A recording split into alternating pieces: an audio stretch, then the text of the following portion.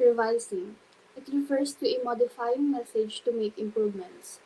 Although we have discussed revising as the fourth step of the writing process, it involves several sub-steps.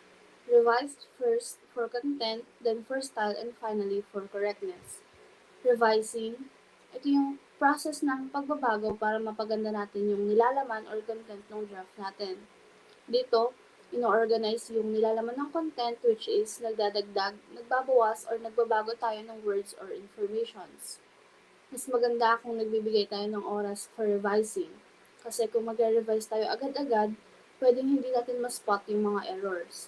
Pwede rin na humingi tayo ng opinion sa ibang tao. Revising is the fourth step. Meron itong sub-steps which is for content, style, and correctness. Revising for content. To make sure na pasok yung content ng sinulat natin sa mismong idea, basahin or isipin natin ulit kung ano ba yung purpose nito.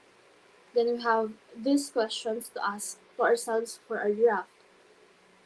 Is the content appropriate for the purpose I have identified? Will the purpose of the message be clear to the reader? Have I been sensitive to how the reader might react? Is all the information necessary? Is important information missing? Is the order of my main points logical? So, yung nilalaman ba ng draft mo ay angkop sa purpose? Yung purpose ba ng message mo ay malinaw sa mga makakabasa nito? Naging sensitive ka ba sa pwede mong maging reaksyon ng makakabasa? Lahat ba ng information na nakasulat sa draft ay kailangan? May kulang o nawawala bang importanteng impormasyon sa sinulat mo? And yung pagkaka-organize or pagkakasunod-sunod ba ng main points mo ay logical? So, kahit na confident tayo sa unang gawa natin, huwag tayong mag-alinlangan na gumawa ng pagbabago para i-improve yung draft natin. Kahit pa ibig sabihin nito ay umulit tayo sa umpisa kasi ang goal natin ay to produce the best possible message. Revising for style. Dito naman, ang gagawin natin is babasahin yung sinulat natin and mas okay kung malakas yung pagkakabasa kasi mas mapifeel natin yung flow ng sinulat natin. At the same time, baka kasi may sinulat tayo na mahabang sentence or paragraph na kapag binasa pala is nakakaubos ng hininga. Then, for revising for correctness, dito natin i-check yung grammar, spelling, and tamang paggamit ng words. And tayo mismo yung mag-check or hahanap ng errors kasi hindi tayo pwedeng umasa sa grammar and spell checkers ng computer or websites since hindi naman sila 100% accurate. Next and the last step is proofreading. Proofreading is the final quality control check for your message. Make sure your final product is the best possible reflection of you. Proofread for content, typographical, and formatting errors. So, dito sa proofreading, mas thoroughly natin i-check yung draft kasi ito yung final stage. And magpo-proofread tayo for content, typographical, and formatting errors. So, content errors. First, read through your message quickly, checking for content errors. Was any material omitted unintentionally? As you revise, you may move, delete, or duplicate text. Check to be sure that your message makes sense.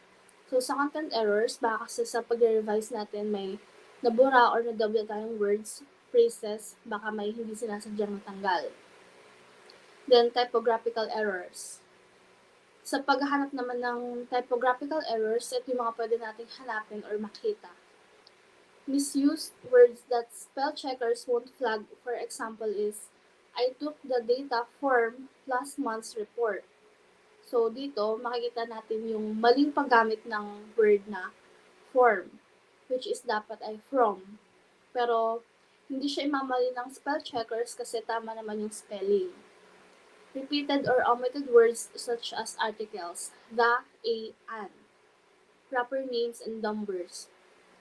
Titles and headings, particularly if you use all caps, which some spell checkers skip. So, i-check natin kung kailangan ba na naka-all caps or hindi kasi hindi rin naman siya madedetect ng spell checkers. Formatting errors. Dito, kailangan natin tignan kung tama ba yung format, yung mga parts na may kasama, na, mga parts na kasama ay nasa, ano ba itong single? Putang ina, lagpas na ako, malapit na kasi. Yung mga parts. Dito kailangan natin tingnan kung tama ba yung format, yung mga parts na kasama ay nasa tama bang posisyon. Sige, ito na nga. Formatting errors. Dito, kailangan natin tignan kung tama ba yung format. Yung mga parts na kasama ay nasa tama bang posisyon. Catch more errors. Proofread in print, never on the computer screen. Print on yellow or pink paper to see your work differently.